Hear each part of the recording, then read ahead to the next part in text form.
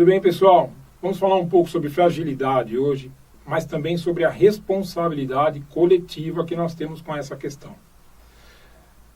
E eu falo a partir de um pensador francês chamado Paul Ricard, que ele tem em seu livro Único e Singular exatamente essa abordagem. A abordagem de necessidade de atenção, de um olhar cuidadoso para aquilo que é frágil na sua essência, mas que não necessariamente chama atenção. É fácil pensar, por exemplo, na fragilidade de uma rosa, na fragilidade de um inseto, na fragilidade do ser vivo. Mas por vezes nós não pensamos na fragilidade de um viaduto, na fragilidade de uma barragem que se rompe, na fragilidade das vidas que estão ali, na fragilidade de uma casa de shows que demanda um cuidado com a questão do incêndio. Significa dizer, portanto, que aquilo que está inerte, aquilo que está quieto, demanda um cuidado coletivo de todas as pessoas que o cercam. Nós, enquanto sociedade, precisamos ter um cuidado muito especial com certas questões que aparentemente são consolidadas, mas que não são, que é, por exemplo, o caso da democracia. A democracia é um bem extremamente frágil porque ela demanda uma vigilância constante, ela demanda um olhar atencioso, aquele olhar que faz com que todos saiamos do lugar comum.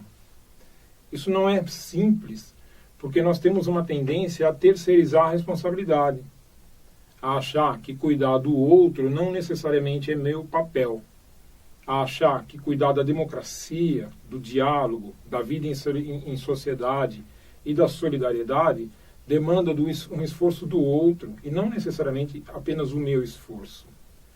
Então a gente precisa ter esse olhar a partir de pequenas coisas que são as pontas do iceberg, que vão mostrando a possibilidade de deterioração de aspectos que para nós são muito caros. Olhar, por exemplo, na rachadura de um viaduto e perceber o risco ali iminente antes disso acontecer. Olhar para uma barragem e perceber o risco iminente ali antes de uma desgraça ou de uma tragédia acontecer. Olhar para situações que aparentemente parecem corriqueiras, como a imposição, por exemplo, de uma prática nas escolas, ou como uma proibição ou a obrigatoriedade de falar uma determinada frase dentro de um determinado contexto. Às vezes nós discutimos isso de uma maneira leviana, achando que é apenas uma frase, é apenas uma música, é apenas um hino nacional cantado nas escolas. Mas não é apenas isso. É a representação de uma pequena luz que entra por uma fresta que pode depois se transformar numa rachadura. E toda rachadura pode se transformar no desabamento de uma parede.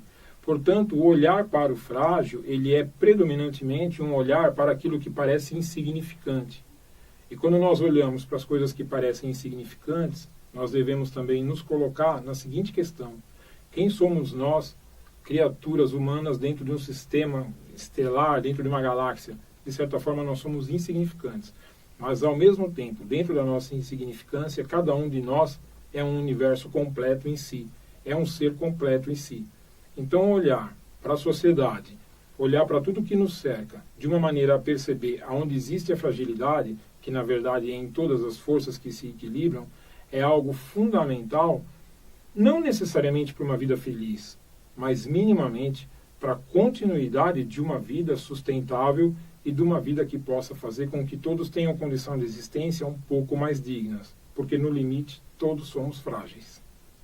É isso.